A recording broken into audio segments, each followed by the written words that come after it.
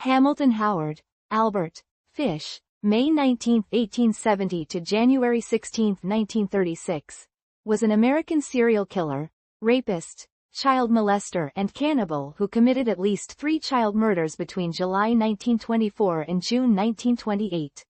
He was also known as the Gray Man, the Werewolf of Wisteria, the Brooklyn Vampire, the Moon Maniac, and the Boogeyman. Fish was a suspect in at least 10 murders during his lifetime, although he only confessed to 3 murders that police were able to trace to a known homicide. He also confessed to stabbing at least 2 other people. Fish once boasted that he had children in every state, and at one time stated his number of victims was about 100. However, it is not known whether he was referring to rapes or cannibalization, nor is it known if the statement was truthful. Fish was apprehended on December 13, 1934, and put on trial for the kidnapping and murder of Grace Budd. He was convicted and executed by electric chair on January 16, 1936, at the age of 65. Early life. Albert Fish was born Hamilton Howard Fish in Washington, D.C., on May 19, 1870, to Randall Fish, 1795 to 1875, and Ellen Frances Howell, 1838 to 1903. Fish's father was American, of English ancestry, and his mother was a Scots-Irish American. His father was 43 years older than his mother and aged 75 at the time of his birth. Fish was his family's youngest child and had 3 living siblings, Walter, Annie and Edwin.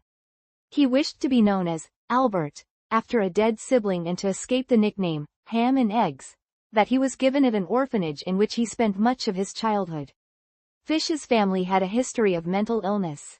His uncle had mania, one of his brothers was confined in a state mental hospital, a paternal half-brother suffered from schizophrenia, and his sister Annie was diagnosed with a mental affliction. 3 other relatives were diagnosed with mental illnesses, and his mother had oral and/or visual hallucinations. On October 16, 1875, Fish's father, a fertilizer manufacturer and former riverboat captain, suffered a fatal heart attack at the Baltimore and Potomac Railroad station. His mother then put her son into St. John's Orphanage in Washington, where he was frequently physically abused. However, Fish began to enjoy the physical pain brought by the beatings. By 1880, Fish's mother secured a government job and was able to remove him from the orphanage. In 1882, at age 12, Fish began a relationship with a telegraph boy. The youth introduced Fish to such practices as drinking urine and eating feces. Fish began visiting public baths where he could watch other boys undress, spending a great portion of his weekends on these visits. Throughout his life, he would write obscene letters to women whose names he acquired from classified advertising and matrimonial agencies. 1890 to 1918. Early adulthood and criminal history. By 1890, at age 20, Fish moved to New York City. There he engaged in male prostitution and began molesting and raping boys, mostly less than 6 years old. In 1898, Fish's mother arranged a marriage for him with Anna Mary Hoffman, who was 9 years his junior. They had 6 children: Albert, Anna, Gertrude, Eugene, John and Henry Fish. In 1903, Fish was arrested for grand larceny, convicted and incarcerated in Sing Sing prison. Fish later recounted an incident in which a male lover took him to a wax museum, where he was fascinated by a bisection of a human penis and subsequently became obsessed with sexual mutilation. Several years later, around 1910, Fish was working in Wilmington, Delaware, when he met a 19-year-old man named Thomas Bedin. He took Bedin to where he was staying and the two began a sadomasochistic relationship. It is unclear whether or not the sadomasochism was consensual on Bedin's part, but his confession implied that Bedin was intellectually disabled. After 10 days, Fish took Bedin to an old farmhouse, where he tortured him over a period of 2 weeks. Fish eventually tied Bedin up and cut off half of his penis. "I shall never forget his scream, or the look he gave me," Fish later recalled. He originally intended to kill Bedin, cut up his body and take it home, but he feared the hot weather would draw attention. Instead, Fish poured peroxide over the wound, wrapped it in a Vaseline-covered handkerchief, left a $10 bill, kissed Bedin goodbye and left. "Took first train I could get back home. Never heard what become of him, or tried to find out, Fish recalled. In January 1917, Fish's wife left him for John Straub, a handyman who boarded with the Fish family. Fish was subsequently forced to raise his children as a single parent. After his arrest, Fish told a newspaper that when his wife left him, she took nearly every possession the family owned. Fish began to have auditory hallucinations. He once wrapped himself in a carpet, saying that he was following the instructions of John the Apostle. It was about this time that Fish began to indulge in self-harm by embedding needles into his groin and abdomen. After his arrest, X-rays revealed that Fish had at least 29 needles lodged in his pelvic region. He also hit himself repeatedly with a nail-studded paddle, and inserted wool doused with lighter fluid into his anus and set it alight. While Fish was never thought to have physically attacked or abused his children, he did encourage them and their friends to paddle his buttocks with the same nail-studded paddle he used to abuse himself. 1919 to 1930. Escalation. Around 1919, Fish stabbed an intellectually disabled boy in Georgetown. He chose people who were either mentally disabled or African American as his victims, later explaining that he assumed these people would not be missed when killed. Fish would later claim to have occasionally paid boys to procure other children for him. Fish tortured, mutilated, and murdered young children with his implements of hell, a meat cleaver, a butcher knife, and a small handsaw. On July 11, 1924, Fish found 8-year-old Beatrice Keel playing alone on her parents' farm on Staten Island, New York. He offered her money to come and help him look for rhubarb. She was about to leave the farm when her mother chased Fish away. Fish left but returned later to the Keel's barn, where he tried to sleep but was discovered by Beatrice's father and forced to leave. During 1924, the 54-year-old Fish, suffering from psychosis, felt that God was commanding him to torture and sexually mutilate children. Shortly before his abduction of Grace Budd, Fish attempted to test his implements of hell on a 10-year-old child he had been molesting named Cyril Quinn. Quinn and his friend were playing boxball on a sidewalk when Fish asked them if they had eaten lunch. When they said that they had not, he invited them into his apartment for sandwiches. While the two boys were wrestling on Fish's bed, they dislodged his mattress. Underneath was a knife, a small handsaw, and a meat cleaver. They became frightened and ran out of the apartment. Despite already being married, Fish married Estella Wilcox on February 6, 1930, in Waterloo, New York. They divorced after only 1 week. Fish was arrested in May 1930 for sending an obscene letter to a woman who answered an advertisement for a maid. Following that arrest and another in 1931, he was sent to the Bellevue Hospital for observation. Murder of Grace Budd. On May 25, 1928, Fish saw a classified advertisement in the Sunday edition of the New York World that read, "Young man, 18, wishes position in country. Edward Budd, 406 West 15th Street." On May 28, Fish, then 58 years old, visited the Budd family in Manhattan under the pretense of hiring Edward. He later confessed that he planned to tie Edward up, mutilate him, and leave him to bleed to death. Fish introduced himself as Frank Howard, a farmer from Farmingdale, New York. He promised to hire Budd and his friend, and said he would send for them in a few days. Fish failed to show up, but he sent a telegram to the Budd family apologizing and set a later date. When Fish returned, he met Edward's younger sister, 10-year-old Gracie Budd. He apparently shifted his intentions toward Grace and quickly made up a story about having to attend his niece's birthday party. He persuaded the parents, Delia Bridget Flanagan and Albert Francis Budd Sr., to let Grace accompany him to the party that evening. Fish subsequently took Grace to an abandoned house he had previously picked out to use for the murder of his next victim, Wisteria Cottage at 359 Mountain Road, located in the East Irvington neighborhood of Irvington, New York. There, Fish manually strangled her to death, then decapitated and dismembered her body, and ate most of the remains over the next several days. The police arrested 66-year-old Superintendent Charles Edward Pope on September 5, 1930, as a suspect in Grace's disappearance, accused by Pope's estranged wife. Pope spent 108 days in jail between his arrest and trial on December 22, 1930. He was found not guilty. Letter to the mother of Grace Budd. In November 1934, an anonymous letter sent to Grace's parents ultimately led the police to Fish. Budd's mother was illiterate and could not read the letter herself, so she had her son read it to her. The unaltered letter reads, "My dear Mrs. Budd, in 1894 a friend of mine shipped as a deckhand on the steamer Tacoma, Captain John Davis. They sailed from San Francisco for Hong Kong, China. On arriving there he and 2 others went ashore and got drunk. When they returned the boat was gone. At that time there was famine in China.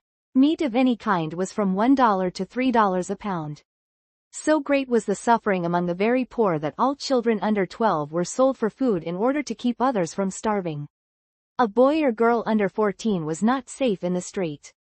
You could go in any shop and ask for steak, chops, or stew meat. Part of the naked body of a boy or girl would be brought out and just what you wanted cut from it. A boy or girl's behind, which is the sweetest part of the body and sold as veal cutlet, brought the highest price. John stayed there so long he acquired a taste for human flesh. On his return to NY he stole 2 boys 1-7-1-11. Took them to his home, stripped them naked, tied them in a closet. Then burned everything they had on. Several times every day and night he spanked them, tortured them, to make their meat good and tender. First he killed the 11-year-old boy, because he had the fattest ass and of course the most meat on it. Every part of his body was cooked and eaten except the head, bones and guts. He was roasted in the oven, all of his ass, boiled, broiled, fried and stewed. The little boy was next, went the same way. At that time, I was living at 409 East 100th Street, near, right side. He told me so often how good human flesh was I made up my mind to taste it. On Sunday, June 3, 1928 I called on you at 406 West 15th Street, brought you pot cheese, strawberries. We had lunch. Grace sat in my lap and kissed me. I made up my mind to eat her. On the pretense of taking her to a party. You said yes, she could go. I took her to an empty house in Westchester I had already picked out. When we got there, I told her to remain outside. She picked wildflowers. I went upstairs and stripped all my clothes off. I knew if I did not I would get her blood on them. When all was ready I went to the window and called her. Then I hid in a closet until she was in the room. When she saw me all naked she began to cry and tried to run down the stairs. I grabbed her and she said she would tell her mama. First I stripped her naked. How she did kick, bite and scratch. I choked her to death, then cut her in small pieces so I could take my meat to my rooms. Cook and eat it. How sweet and tender her little ass was roasted in the oven. It took me 9 days to eat her entire body. I did not fuck her though I could have had I wished.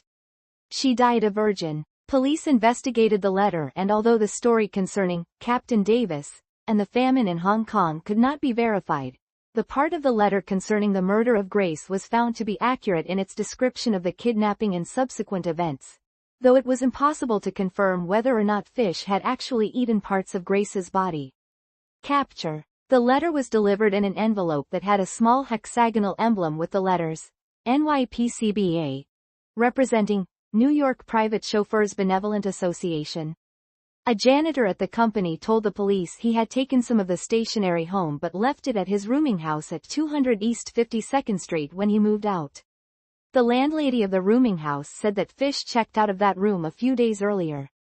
She said that Fish's son sent him money and he asked her to hold his next check for him.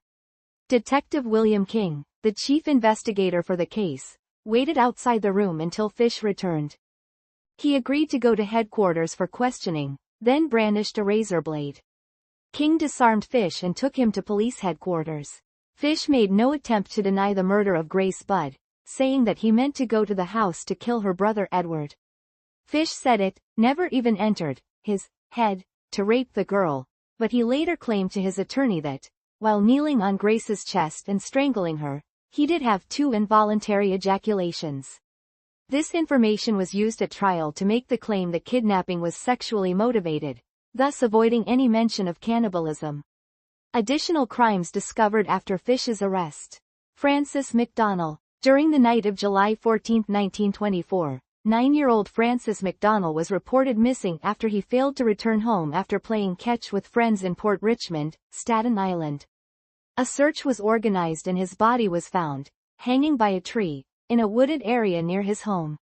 He had been sexually assaulted, and then strangled with his suspenders. According to an autopsy, McDonald had also suffered extensive lacerations to his legs and abdomen, and his left hamstring had almost entirely been stripped of its flesh.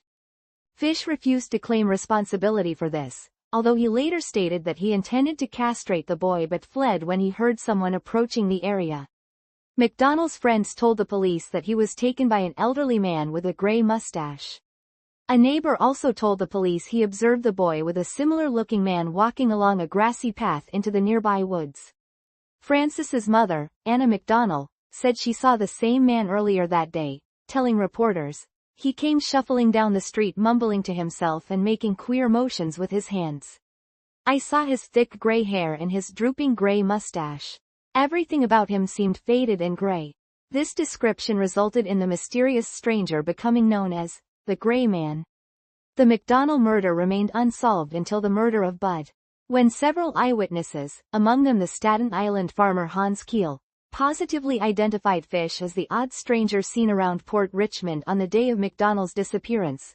Richmond County District Attorney Thomas Walsh announced his intention to seek an indictment against Fish for the boy's murder. At first, Fish denied the charges. It was only in March 1935, after the conclusion of his trial for the Bud murder and his confession to the killing of Billy Gaffney, that he confirmed to investigators that he also raped and murdered McDonald. When the McDonald confession was made public, the New York Daily Mirror wrote that the disclosure solidified Fish's reputation as the most vicious child slayer in criminal history. Billy Gaffney. On February 11, 1927, 3-year-old Billy Beaton and his 12-year-old brother were playing in the apartment hallway in Brooklyn with 4-year-old William, Billy, Gaffney. When the 12-year-old left for his apartment, both younger boys disappeared. Beaton was found later on the roof of the apartments. When asked what happened to Gaffney, Beaton said, "The boogeyman took him." Gaffney's body was never recovered. Initially, serial killer Peter Kudzanowski was a suspect in Gaffney's murder. Then, Joseph Meehan, a motorman on a Brooklyn trolley, saw a picture of Fish in a newspaper and identified him as the old man whom he saw February 11, 1927. The man had been trying to quiet a little boy sitting with him on the trolley. The boy was not wearing a jacket, was crying for his mother, and was dragged by the man on and off the trolley. Beaton's description of the boogeyman matched Fish. Police matched the description of the child to Gaffney.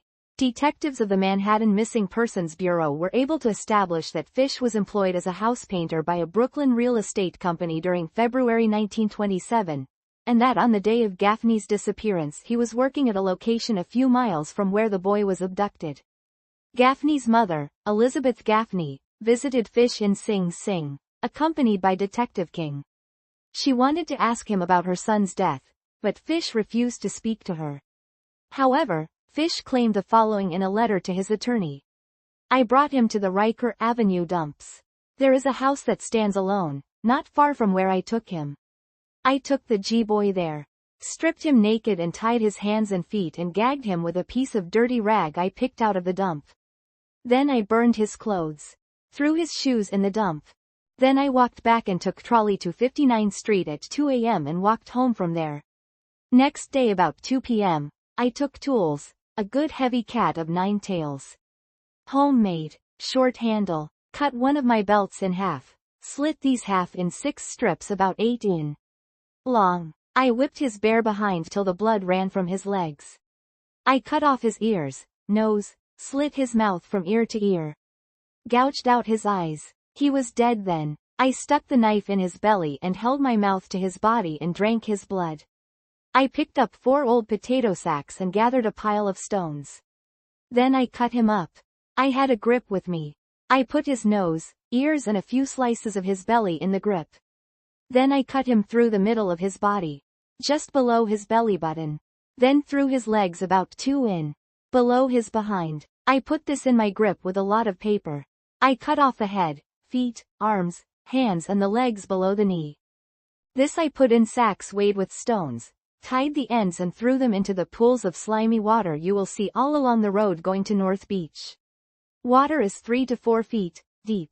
They sank at once. I came home with my meat. I had the front of his body I liked best. His monkey and peewees and a nice little fat behind to roast in the oven and eat. I made a stew out of his ears, nose, pieces of his face and belly. I put onions, carrots, turnips, celery, salt and pepper. It was good. Then I split the cheeks of his behind open, cut off his monkey and peewees and washed them first. I put strips of bacon on each cheek of his behind and put in the oven. Then I picked 4 onions and when meat had roasted about 1/4 of an hour, I poured about a pint of water over it for gravy and put in the onions. At frequent intervals I basted his behind with a wooden spoon, so the meat would be nice and juicy. In about 2 hours, it was nice and brown, cooked through. I never ate any roast turkey that tasted half as good as his sweet fat little behind did. I ate every bit of the meat in about 4 days. His little monkey was as sweet as a nut, but his peewees I could not chew. Threw them in the toilet. Trial and execution. Fish's trial for the murder of Grace Budd began on March 11, 1935, in White Plains, New York. Frederick P. Close presided as judge and Westchester County Chief Assistant District Attorney Albert F. Gallagher was prosecuting attorney. Fish's defense counsel was James Dempsey, a former prosecutor and the one-time mayor of Peekskill, New York. The trial lasted for 10 days. Fish pleaded insanity, and claimed to have heard voices from God telling him to kill children. Several psychiatrists testified about Fish's sexual fetishes, which included sadism and masochism, flagellation, exhibitionism, voyeurism, piquerism, cannibalism, coprophagia, urophilia, hematolagnia, pedophilia, necrophilia, and infibulation. Dempsey in his summation noted that Fish was a psychiatric phenomenon, and that nowhere in legal or medical records was there another individual who possessed so many sexual abnormalities. The defense's chief expert witness was Frederick Wortham, a psychiatrist with an emphasis on child development who conducted psychiatric examinations for the New York criminal courts. During 2 days of testimony, Wortham explained Fish's obsession with religion and specifically his preoccupation with the biblical story of Abraham and Isaac. Genesis chapter 22 verses 1 to 24. Wortham said that Fish believed that similarly, sacrificing a boy would be penance for his own sins and that even if the act itself was wrong, angels would prevent it if God did not approve. Fish attempted the sacrifice once before but was thwarted when a car drove past. Edward Budd was the next intended victim, but he turned out to be larger than expected, so he settled on Grace. Although he knew Grace was female, it is believed that Fish perceived her as a boy. Wortham then detailed Fish's cannibalism, which in his mind he associated with communion. The last question Dempsey asked Wortham was 15,000 words long, detailed Fish's life and ended with asking how the doctor considered his mental condition based on this life. Wortham simply answered, "He is insane." Gallagher cross-examined Wortham on whether Fish knew the difference between right and wrong. He responded that he did know but that it was a perverted knowledge based on his opinions of sin, atonement, and religion and thus was an insane knowledge. The defense called 2 more psychiatrists to support Wortham's findings. The first of 4 rebuttal witnesses was Menes Gregory, the former manager of the Bellevue Hospital, where Fish was treated during 1930. He testified that Fish was abnormal but sane. Under cross-examination, Dempsey asked if coprophilia, urophilia, and pedophilia indicated a sane or insane person. Gregory replied that such a person was not mentally sick, and that these were common perversions that were socially perfectly all right, and that Fish was no different from millions of other people, some very prominent and successful, who had the very same perversions. The next witness was the resident physician at the Tombs, Perry Lichtenstein. Dempsey objected to a doctor with no training in psychiatry testifying on the issue of sanity, but Justice Close overruled on the basis that the jury could decide what weight to give a prison doctor. When asked whether Fish's causing himself pain indicated a mental condition, Lichtenstein replied, "That is not masochism, as he was only punishing himself to get sexual gratification." The next witness, Charles Lambert, testified that coprophilia was a common practice and that religious cannibalism may be psychopathic but was a matter of taste, and not evidence of a psychosis. The last witness, James Vavasor, repeated Lambert's opinion. Another defense witness was Mary Nicholas, Fish's 17-year-old stepdaughter. She described how Fish taught her and her brothers and sisters several games involving overtones of masochism and child molestation. None of the jurors doubted that Fish was insane, but ultimately, as one later explained, they felt he should be executed anyway. They found him to be sane and guilty, and the judge sentenced the defendant to death by electrocution. Fish arrived at prison in March 1935, and was executed on January 16, 1936, in the electric chair at Sing Sing. He entered the chamber at 11:06 p.m. and was pronounced dead 3 minutes later. He was buried in the Sing Sing prison cemetery. Fish is said to have helped the executioner position the electrodes on his body. His last words were reportedly, "I don't even know why I'm here." According to one witness present, it took 2 jolts before Fish died, creating the rumor that the apparatus was short-circuited by the needles that Fish inserted into his body. These rumors were later regarded as untrue, as Fish reportedly died in the same fashion and time frame as others in the electric chair. At a meeting with reporters after the execution, Fish's lawyer James Dempsey revealed that he was in possession of his client's final statement.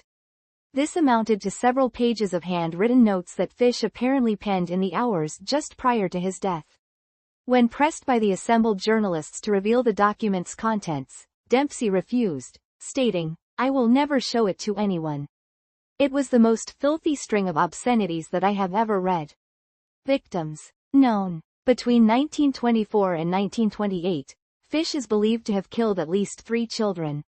Francis McDonnell, 8, July 15, 1924, Long Island, New York. Billy Gaffney, 4, February 11, 1927, New York City. Grace Budd, age 10, June 3, 1928, New York City. Suspected. Fish denied involvement with any other murders, however, he was a suspect in at least a dozen other murders.